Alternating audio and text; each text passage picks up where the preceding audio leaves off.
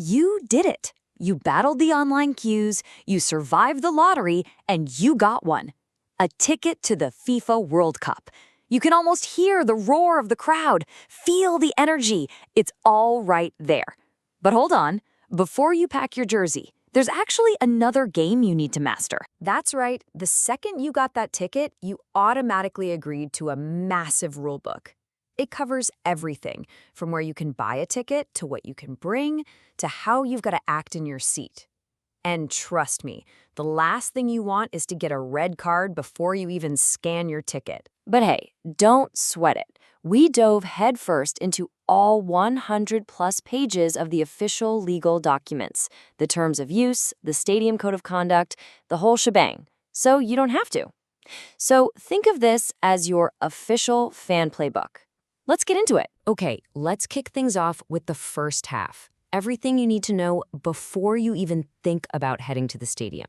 This is all about making sure your ticket is legit and you're ready to get in. Now, listen up, because this is probably the most important rule of all. The only official, sanctioned, guaranteed place to buy a World Cup ticket is directly from FIFA's website. That is it. If you buy from some random website or a scalper, FIFA says that ticket can be canceled at any moment. Without warning, don't risk getting turned away at the gate. So what even is a ticket, legally speaking? Well, here's the thing. You don't actually own it. In FIFA's terms, your ticket is a personal revocable license. The easiest way to think about it is like a player on loan. You're just being loaned the right to enter the stadium for that one match. And because FIFA owns the license, they can revoke it if you break the rules. And what if you were the hero who bought tickets for your whole group? Well, you need to pay close attention here.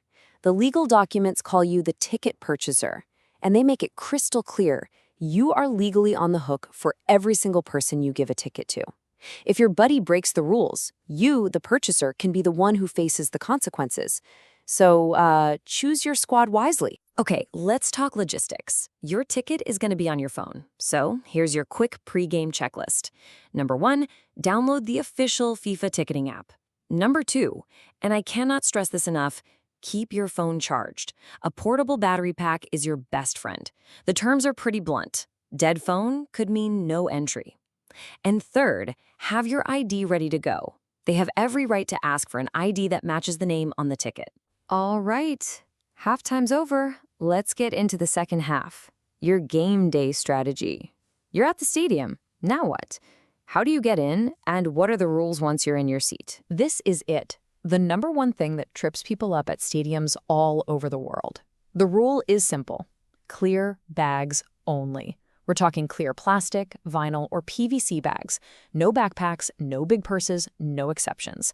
Get the right bag or you'll be facing a long, sad walk back to your car to drop it off. Okay, so what else should you leave at home? Let's run down the list. The obvious stuff, of course. No weapons or flares. But then there's some other things you might not think of. No professional cameras, and sorry, no selfie sticks.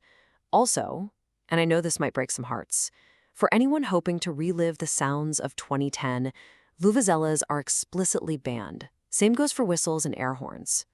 It's all about keeping it safe and fun for everyone. Next up is security. And this is a non-negotiable. The moment you use that ticket, you are automatically giving consent to be searched. That means you and your clear bag. If you refuse, the rules are simple. You can be denied entry, end of story. It's just part of the deal. Okay, check this out. This one's buried deep in the fine print, and it's pretty wild. You know that incredible photo you're going to take when your team scores, or the video of you and your friends chanting? By walking into that stadium, you grant FIFA the right to use your image, your likeness, even your voice worldwide, forever, in any media they want, for free. Yep, you're part of the show, and you've already signed the release form just by being there. So, once you're inside, how do you act? The fan code of conduct really just boils down to being a good sport. Listen to the staff, be respectful, and stay in your assigned seat area.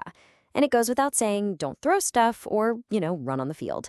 They're also really clear about a zero-tolerance policy for any kind of offensive or discriminatory chants or signs. Just keep the passion focused on the game. And now we head into extra time. This is where we get into the real nitty-gritty legal stuff, the what-if scenarios. You hope you never have to deal with these, but you absolutely need to know they exist. So, let's ask the question every traveling fan dreads. What happens if a match gets canceled? Or moved to a totally different city? Or just rescheduled for Tuesday instead of Monday? What does that mean for your ticket? Well, the fine print gives FIFA a ton of power here. They have the right to change the date, the time, and yes, even the stadium for a match at their discretion. Your ticket for that game might get canceled entirely. And even if it's still valid for a rescheduled match, your specific seat is never, ever guaranteed. Okay, but what about getting your money back? This is probably the most critical what-if of all. If a match is canceled and refunds are issued, the money only goes back to the original ticket purchaser. So if your friend bought your ticket for you, they get the refund, not you. You'll have to sort it out with them. That is a huge detail to remember. Now, you're going to see language like this all over the place in the terms. It's called an assumption of risk clause. It looks pretty scary. And honestly, that's kind of the point. But let's break down what it actually means for you, the fan. In plain English, it means that by choosing to walk into that stadium, you are agreeing that you're responsible for your own safety from a whole bunch of potential risks. We're talking about anything from a stray ball hitting you during warm-ups to dealing with unruly fans or even catching a cold.